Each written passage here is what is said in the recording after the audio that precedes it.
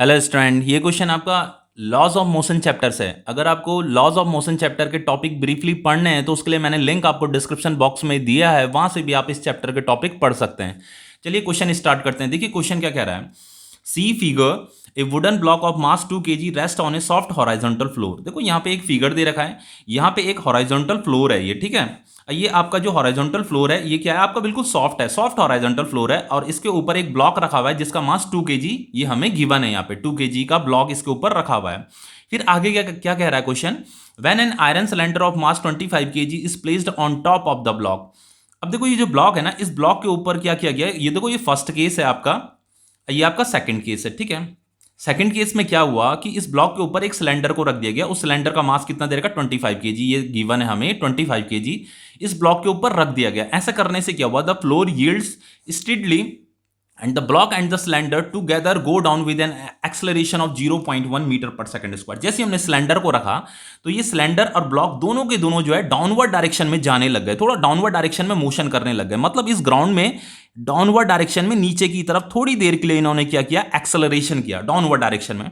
तो ये downward direction में इन्होंने एक्सेलरेशन किया, तो एक्सेलरेशन कितना दे रखा है आपको, 0.1 मीटर पर सेकंड स्क्वायर के एक्सेलरेशन से इसने डाउनवर्ड डायरेक्शन में यहां मोशन किया। क्यों किया, क्योंकि ये सॉफ्ट हॉराइजॉन्टल फ्लोर था और आपने यहां वेट भी बढ़ा दिया, इसके ऊपर सिलेंडर रख दिया तो इसका वेट बढ़ गया, जिसकी वजह से थोड़ा इसने क्या किया, ग्राउंड के नीचे चला गया ये, ठीक है, ये ब्लॉक। अब देखो यहां पे क्वेश्चन में क्या पूछा है, what is the action of the block on the floor. देखो मुझे बिफोर एंड आफ्टर, बिफोर ये वाला केस है, आफ्टर ये वाला केस है, मुझे यहाँ पे एक्शन कहाँ, यहाँ पे मुझे what is the action of the block on the floor, ये जो ब्लॉक है इस ब्लॉक ने इस फ्लोर पर क्या एक्शन किया होगा वो मुझे फाइंड करना है।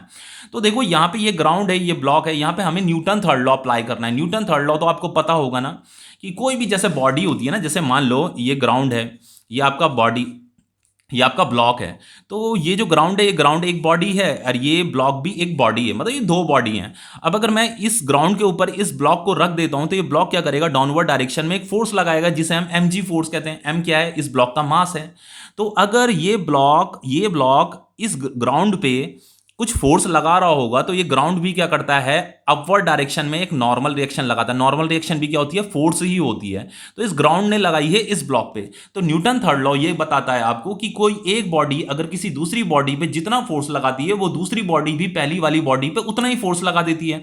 तो इस वाली बॉडी ने इस पर, इस वाले ग्राउंड, इस ग्राउंड पे इतना फोर्स लगाया, तो इस ग्राउंड ने भी क्या किया, बदले में उतना ही फोर्स अपवर्ड डायरेक्शन में लगा दिया। ये आपका न्यूटन थर्ड लॉ है।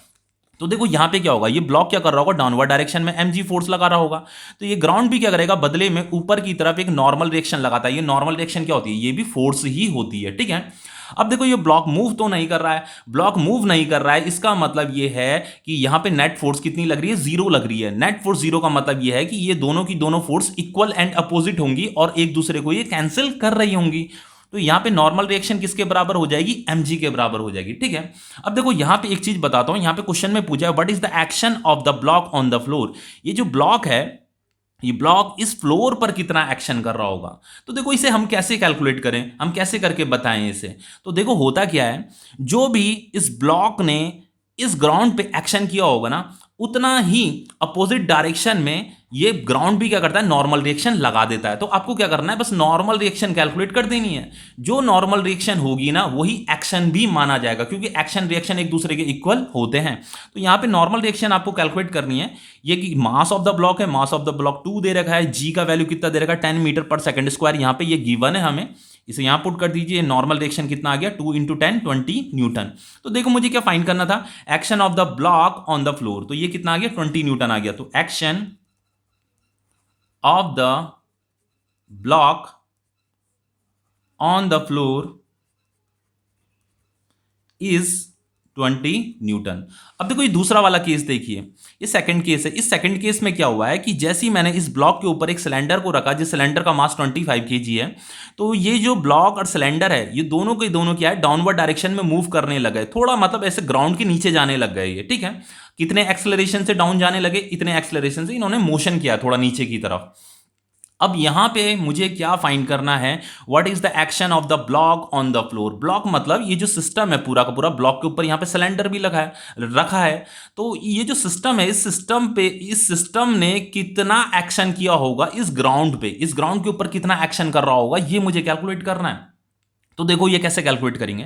देखो सबसे पहले डाउनवर्ड डायरेक्शन में तो एक mg फोर्स लग रही होगी, ठीक है। mg फोर्स कितनी लग रही होगी, इस ब्लॉक और इस सिलेंडर का जो टोटल मास होगा वो इंटू जी, एम जी, ठीक है। देखो यहाँ पे तो मैंने ब्लॉक का मास लिया था, इंटू जी लिया था, तो डाउनवर्ड डायरेक्शन में यहाँ पे ये टोटल मास होगा, मतलब ये ब्लॉक प्लस ये जो सिलेंडर है इसका मास, तो उससे मैंने कैपिटल एम बोल दिया, एम इंटू जी।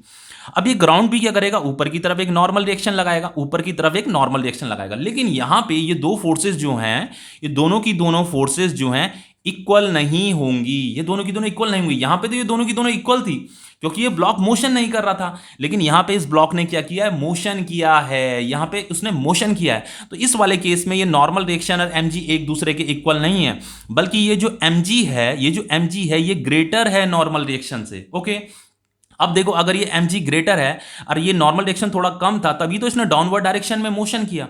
तो हम इन दोनों फोर्सेस को क्या करेंगे, सब्ट्रैक्ट करेंगे, कैंसिल करेंगे। जब हम दो फोर्स को सब्ट्रैक्ट करते हैं तो हमें क्या मिलेगी, यहां पे एक नई फोर्स मिलेगी जिसे हम क्या बोलते हैं, नेट फोर्स बोलते हैं। अब देखो mg minus N, net force का फॉर्मूला क्या होता है, मास इंटू एक्सेलरेशन। फोर्स का फॉर्मूला मास इंटू एक्सेलरेशन होता है, तो total mass into a acceleration. जिस ए एक्सेलरेशन से ये डाउनवर्ड डायरेक्शन में मूव किया है, तो वो एक्सेलरेशन कितना दे रखा है, 0.1 मीटर पर सेकंड स्क्वायर दे रखा है, तो उस एक्सेलरेशन की हम बात कर रहे हैं, ठीक है। अब देखो ये नॉर्मल रिएक्शन को इधर पुट कर दीजिए, ये हो जाएगा आपका mg माइनस ma। तो फाइनली हम इसे ऐसे भी लिख सकते हैं, mg माइनस ma। अब देखो नॉर्मल रिएक्शन कितना आएगा, यहाँ पे m कॉमन आ जाएगा, ये g माइनस a हो जाएगा। ये normal reaction is equal to mass, ये टोटल मास है, ठीक है। तो टोटल मास कितना होगा, देखो टोटल मास 25 प्लस 2, तो 25 प्लस 2 कितना हो जाएगा, 27 kg। तो ये 27 kg यहाँ पे आएगा। g का वैल्यू कितना दे रखा था, ये 10 मीटर पर सेकंड स्क्वायर दे रखा था। एक्सेलरेशन कितना दे रखा था, 0.1 मीटर पर सेकंड स्क्वायर। तो देखो इसे सब्ट्रैक्ट कीजिए, ये कितना हो जाएगा आपका 27 इंटू 10 माइनस 0.1 कितना हो जाएगा आपका 9.9। अब देखो इसे अगर मैं मल्टीप्लाई करता हूं, तो मैं इसे कैलकुलेटर से मल्टीप्लाई कर रहा हूं, ठीक है।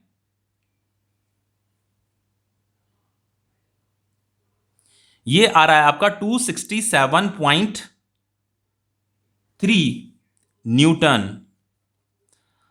अब देखो यहां पे एक इंटरेस्टिंग चीज बताता हूं आपको। देखो यहां पे ये आपका नॉर्मल रिएक्शन आया, यहां पे क्वेश्चन में क्या पूछा है, action of the block on the floor, action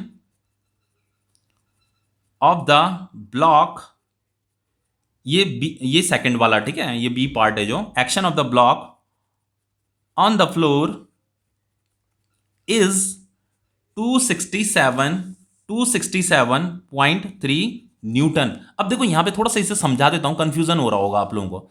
देखो यहां पे इस ब्लॉक ने मोशन नहीं किया है, तो इस ग्राउंड ने जो भी फोर्स, ये ग्राउंड जो भी फोर्स डाउनवर्ड डायरेक्शन में फील कर रहा होगा ना, ये अपवर्ड डायरेक्शन में उतना ही फोर्स लगाता है, ठीक है। तो इसीलिए मैंने यहां पे नॉर्मल रिएक्शन कैलकुलेट किया। नॉर्मल रिएक्शन जो ग्राउंड ने ऊपर की डायरेक्शन में लगाया होगा, ये उतना ही लगाता है जितना ये डाउनवर्ड डायरेक्शन में फील करता है। अब देखो यहां पे ये जो ग्राउंड है, इस ग्राउंड ने ऊपर की तरफ नॉर्मल रिएक्शन लगाया है, तो इस ग्राउंड ने उतना ही नॉर्मल रिएक्शन ऊपर की तरफ लगाया होगा जितना इसने डाउनवर्ड डायरेक्शन में फील किया होगा। तो डाउनवर्ड डायरेक्शन में इसने mg नहीं फील किया है, ठीक है। mg तो ग्रेटर है नॉर्मल रिएक्शन से, तो यानी कि जो डाउनवर्ड ऊपर की तरफ इसने नॉर्मल रिएक्शन लगाया है, तो नॉर्मल रिएक्शन इसने उतना ही लगाया होगा, इस ग्राउंड ने इस सिस्टम पे, इस ब्लॉक के ऊपर उतना ही नॉर्मल रिएक्शन लगाया होगा जितना इसने डाउनवर्ड डायरेक्शन में फील किया होगा। यानी कि डाउनवर्ड डायरेक्शन में इसने थोड़ा कम फोर्स फील किया है, ठीक है। तो देखो ये नॉर्मल रिएक्शन जो होता है, ये नॉर्मल रिएक्शन आता कहां से है, ये जो ग्राउंड होता है, ये ग्राउंड जो भी फोर्स डाउनवर्ड डायरेक्शन में फील करेगा ना, जितना भी फील करेगा उतना ही ये अपवर्ड डायरेक्शन में नॉर्मल रिएक्शन लगा देता है। यानी कि इस वाले केस में भले mg फोर्स तो डाउनवर्ड डायरेक्शन में लग रही थी, लेकिन ये ग्राउंड थोड़ा कम फोर्स फील कर रहा था डाउनवर्ड डायरेक्शन में, क्योंकि ये ब्लॉक क्या कर रहा था, मोशन कर रहा था। इसीलिए यहां पे हमें नॉर्मल रिएक्शन को कैलकुलेट करना पड़ता है, क्योंकि ग्राउंड क्या करता है, ब्लॉक पे ऊपर की तरफ नॉर्मल रिएक्शन लगाता है, लेकिन ये उतनी ही नॉर्मल रिएक्शन लगाता है जितनी डाउनवर्ड डायरेक्शन में वो फोर्स फील करता है। क्योंकि यहां पे क्वेश्चन में देखो पूछा क्या है, what is the action of the block on the floor, ये ब्लॉक जो है कितना एक्शन किया होगा, इस ब्लॉक ने कितना एक्शन किया होगा। तो जो भी इसने एक्शन फील किया होगा, इस ग्राउंड ने इस ब्लॉक की वजह से उतना ही इसने ऊपर नॉर्मल रिएक्शन लगा दिया होगा, इसीलिए हमें यहाँ पे नॉर्मल रिएक्शन को कैलकुलेट करना पड़ रहा है, वही एक्शन माना जा रहा है, एक्शन ऑफ द ब्लॉक माना जा रहा है ऑन द फ्लोर। तो ये क्वेश्चन आपका कंप्लीट हो जाता है।